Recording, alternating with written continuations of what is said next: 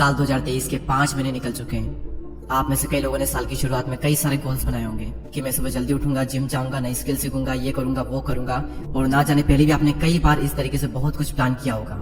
लेकिन मेरा आप सभी से क्वेश्चन है कि क्या अभी आप वो कर रहे हो जो आपने प्लान किया था? मैक्सिमम का आंसर होगा नो। क्योंकि ये करने के लिए जो डिसिप्लिन, जो फोकस, जो कंसिस्टेंसी चाहिए, वो इस डिस्ट्रैक्शन भरे वर्ल्ड में मिलना बहुत मुश्किल है। अभी आप सभी में से ज्यादातर की लाइफ बिल्कुल भी सही नहीं चल रही है, ना हेल्थ वाइज, ना ही वेल्थ वाइज। हर चीज की बहुत ज्यादा टेंशन है और ना ही कुछ अच्छा हो रहा है जिंदगी में। अभी आपकी लाइफ कैसी भी क्यों ना चल रही हो, अब वक्त आ चुका है खुद को रिक्रिएट करने का, अपनी लाइफ का मॉन्क मोड ऑन करने का। नाउ द क्वेश्चन इज, ये मॉन्क मोड क्या है? मॉन्क यानी कि एक सन्यासी।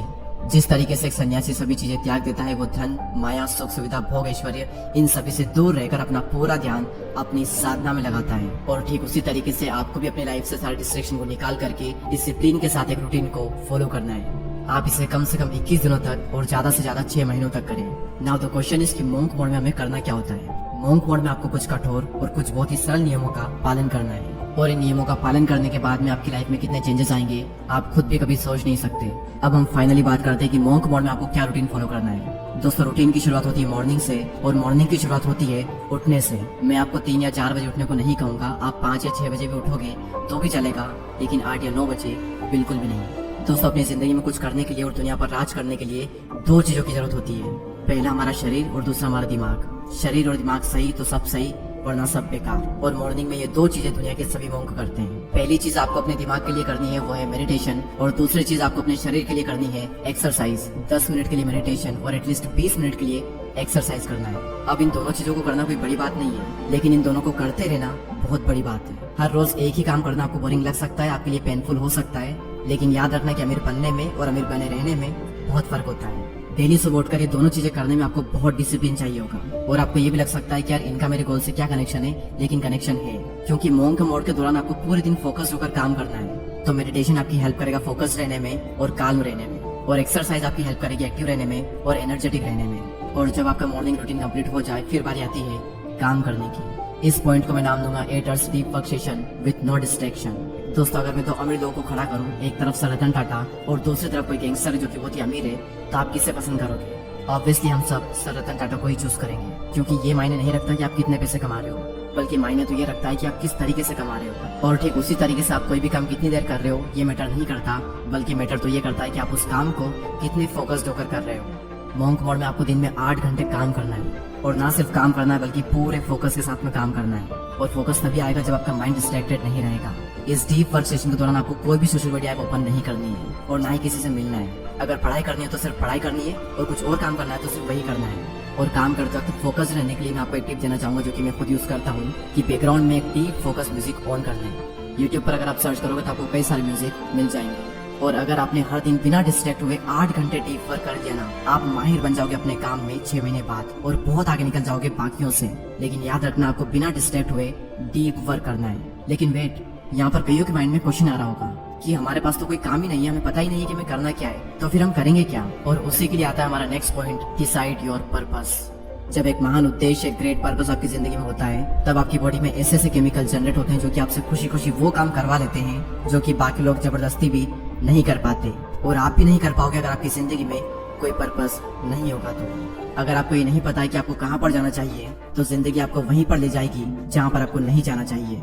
क्योंकि अगर आपकी जिंदगी में कोई पर्पस नहीं है तो आपके पास में बहुत ज्यादा टाइम फ्री रहेगा, आप अंदर से खाली महसूस करोगे। और उस खालीपन को मिटाने के लिए 95% लोग गलत आदतों का शिकार हो जाते हैं। उनकी लाइफ मीनिंगलेस हो जाती है, वो बस फोन को स्क्रॉल करते रहते हैं, पूरी जिंदगी उनकी बेकार हो जाती है।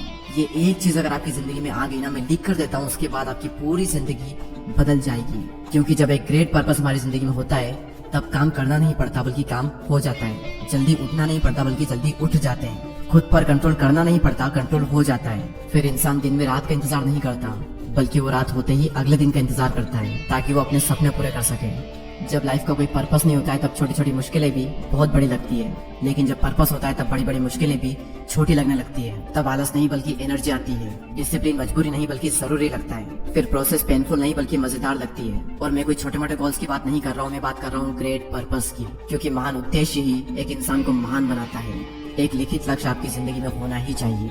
एक बहुत ही इंटरेस्टिंग फैक्ट मैं आप सभी के साथ शेयर करता हूँ कि दुनिया में सिर्फ 3% ऐसे लोग होते हैं जिनके पास क्लियर लिखित गोल होते हैं, और उनमें से भी सिर्फ 1% ऐसे लोग होते हैं जो कि उन गोल्स को डेली पढ़ते हैं। अगर आप ये करते हैं तो आप भी 1% लोगों में आ जाओगे। इसके बाद एक चीज और मैं आपको रिकमेंड करूंगा, आप ऐड कर सकते हो अगर आप चाहो तो, कि महान लोगों को पढ़ें या फिर महान लोग जिन्होंने किताबें लिखी है उनकी बुक्स पढ़ें। आप चाहो तो ये चीज मॉर्निंग में भी ऐड कर सकते हो, दिन में भी ऐड कर सकते हो, या फिर शाम को भी ऐड कर सकते हो, जब आपका मन हो, लेकिन करे जरूर। क्योंकि जब हम किसी चीज को सुनते हैं तो सिर्फ 10 मिनट में ही वो चीज खत्म हो जाती है, लेकिन जब हम उस चीज को खुद पढ़ते हैं तो एटलीस्ट 20 से 25 मिनट हमें लगते ही लगते हैं। तो उस वक्त हम उस चीज को जीते, उसे फील करते हैं। इसलिए मैं आपको रिकमेंड करूंगा कि आप बुक्स को पढ़ें, ना कि सुने।